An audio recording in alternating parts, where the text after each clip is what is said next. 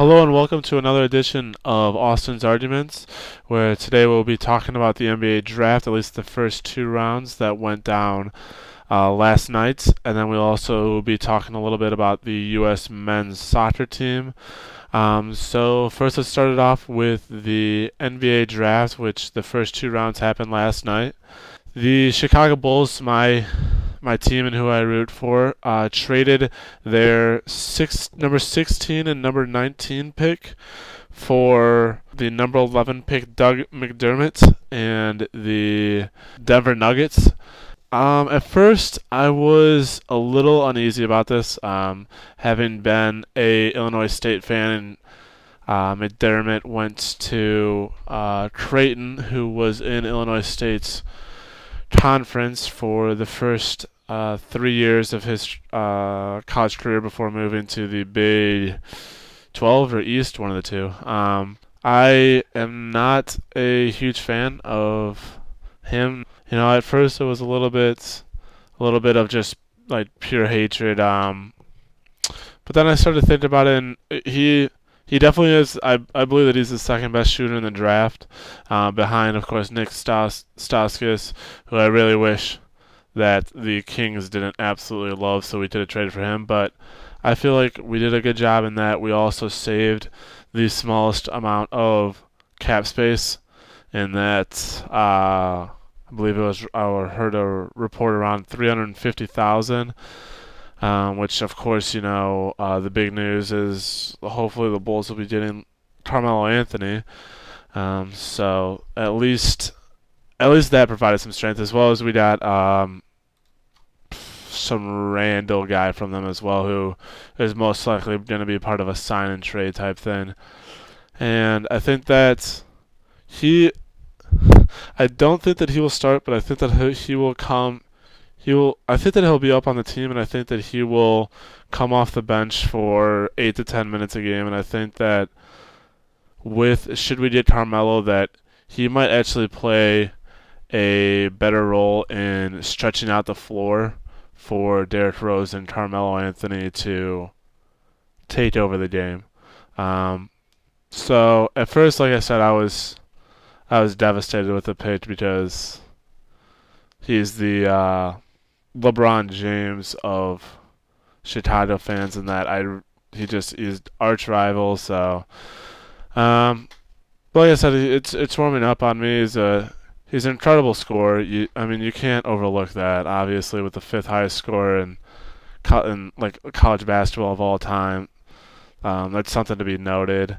So glad that we got him. Wish that we could have taken just one of the picks, along with possibly a little bit of like next year, a couple years down the road, a draft pick, instead of wasting two picks that could have been used on Tyler Ennis, Gary Harris, Rodney Hood, or any two of those three, given that we had two of them, or even Shabazz Napier. But yeah, I'm happy with it. And then the Bulls in the second round selected the Cameron Bairstow from New Mexico, the center, who is somewhat reminiscent of Carlos Boozer in that he has he's got a really good mid-range jumper.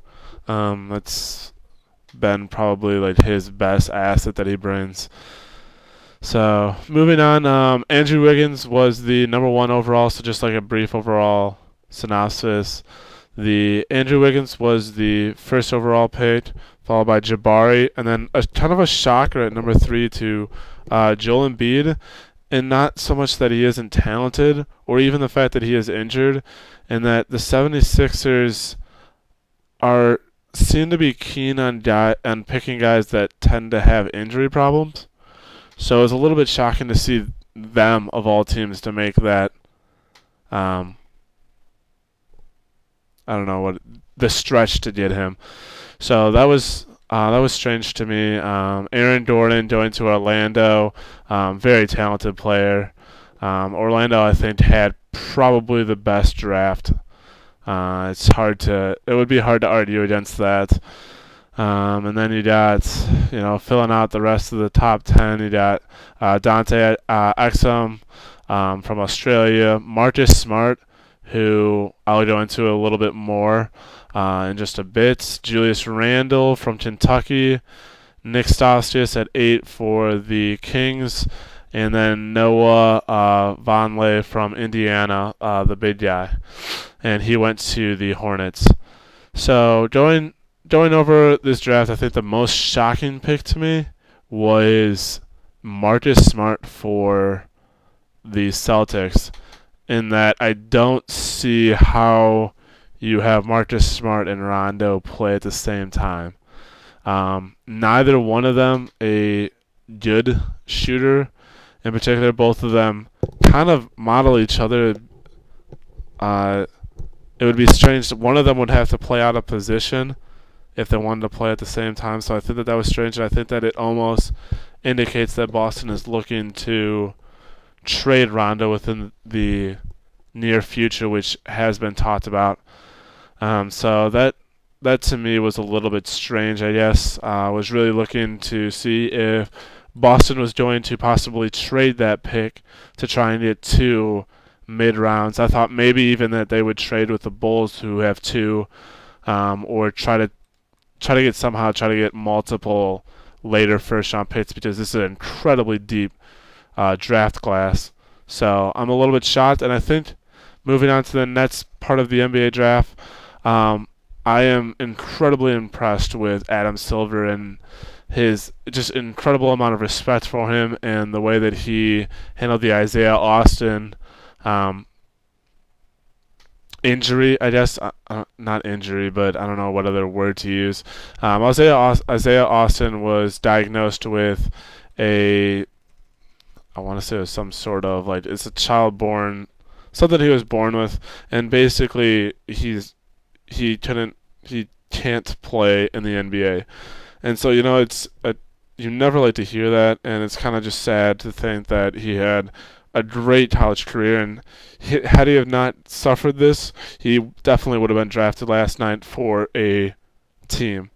And Adam Silver called him up on the stage, and it struck me that Adam Silver had the heart to bring him up, and I think that Adam Silver, I would say right now, is the best commissioner in the major sports. Not very difficult when you're going against a guy like Goodell and Selig and Bettman. So I don't give him much credit for that, but he is good. I enjoy him. So moving on, talking about the second big topic, the World Cup, of course, is still going on, and America is surprisingly, and I'm sure that you guys can see it elsewhere. The American team lost 1-0 against Germany, but still, while losing, managed to move on to the next round and play in the round of 16, since Portugal beats Ghana and not by enough to pass the U.S., which I still find strange in the whole tiebreaker thing, and the fact that goal difference comes before head-to-head. That to me is mind-boggling. But anyways, America moves on. Happy for that. They play Tuesday against Belgium at 3, and that'll be on ESPN. And Belgium, so far this year, is 3-0. They won all 3 of their games, and they clinched or won Group H, and they won all 3 of their games by 1 point. So that's something. They're not a world beater team, but I think that we got us a task ahead of us. So happy to be seeing the U.S. move on, and of course Germany moves on as well. And for those of you who don't know, Germany is the team that along with the USA, who obviously I feel as if we all have to root for, since it's our hometown. I feel that Germany is my second team. I enjoy Germany, and they play on Monday against Algeria at 3. So I I really hope that both teams win. Um, Wanted to talk a little bit more about how soccer just it at times confuses me in that I think that there could be so many more updates to the game that would make it a more viable option. And I don't know if it's because I've been fed all this basketball and football is the greatest sport, along with now hockey is the greatest sport in America, and that might be part of it. But I feel as if even if they shortened the field by half of the dimensions, so you cut the field in half, what like I feel like that would induce more action, and that would make the game more fun to watch and not as painful. Um, that's along with this whole stoppage time. That it's just kind of like, why don't you just stop a stop the game clock? Does nobody in Europe understand how to work like a time clock or something? If not, I'll link you my address and I'll send out a job application for that. So I have a feeling that that's probably a pretty well paid job. Um, it's just the stoppage play. That mind boggles me. I understand that you want to keep things continuous, but then you're going to add on extra time, and it's not a set amount of time. It's just, you know what, we feel like playing 5 more minutes today, so let's play for 5. Like, it just seems kind of like they're just like, it's so unofficial and so like whimsical, I guess. So that confuses me. The fact that probably just I think that was just those two, along with the tiebreaker thing. I don't understand how you could beat a team and still possibly tie them in the standings and not move on. I don't know if that happened, but I know that I was looking into this like case scenarios for the U.S. and that kind of shocked me. So that's all that I want to talk about today. So I feel pretty accomplished about that. I just wanted to give a quick shout out to the Felger and Maz show, which I actually started watching this week. It's on Comcast Sportsnet Boston. It's Comcast Sportsnet New England, and that I just started watching this week actually because of the fact that I like to get my sports updates while I'm on lunch, and there's been soccer on both ESPNs and the Wimbledon, and I actually came across it without realizing that it was the New England channel first, and I started listening, and I give them hats off. They do a great job there, and I enjoy listening to them, and they have sort of a rant. They sort of have like a rant radio show there too. So shout out to Jay Bramble and also Felger and Maz, who are the main two guys.